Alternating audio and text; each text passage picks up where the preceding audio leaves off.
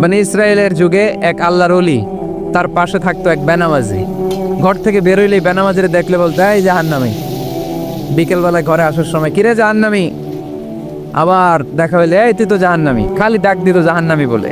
কিয়ামতের দিন আল্লাহর ওলিরে আল্লাহ ডাকবে। আল্লাহ ডেকে বলবে, এই তুমি যে এরা জাহান্নামী বলে ডাক দিছো, কে জাহান্নামে যাবে আর কে জান্নাতে যাবে, এই ডিলারশিপ কি আমি দুনিয়ায় তোমারে দিছিলাম?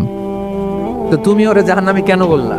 ও নামাজ পড়ে নাই, ও আমারে ডাকতে পারে নাই, কিন্তু তোর মতো বেয়াদবি করে নাই। চিল্লায় বলেন ঠিক কিনা? আজকে ওরে আমি জান্নাতে দেব, তোরে জাহান্নামে দেব।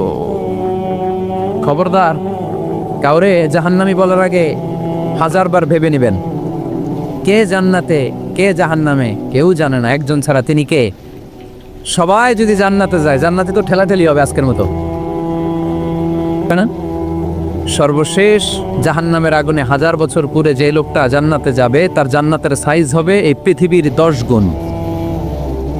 জান্নাতের এক একটা যে দরজা হবে, বিশ্বনবী বললেন, মা বাইনা মাক্কা তাওয়া হাজার, সৌদির মক্কা শহর থেকে বাহরাইনের হাজার শহর যত লম্বা, জান্নাতের এক একটা দরজা ঠিক তত লম্বা। সেই হিসাবে এক ধাক্কায় কয়েক হাজার কোটি জান্নাতি একবারে ঢুকবে। আমরা আমাদের দরজা দিয়ে, ঘরের দরজা দিয়ে একসাথে কয়জন ঢুকি? বড় জোর 2 জন। তার চেয়েও ধাক্কাধাক্কি করে সর্বোচ্চ জান্নাতের এক একটা দরজা দিয়ে এক ফাউজে একবারে ঢুকতে পারবে কয়েক হাজার কোটি বানি আদম। তো ওই জান্নাত যদি আল্লাহ সবাইরে দেয়, আমার কোনো সমস্যা আছে?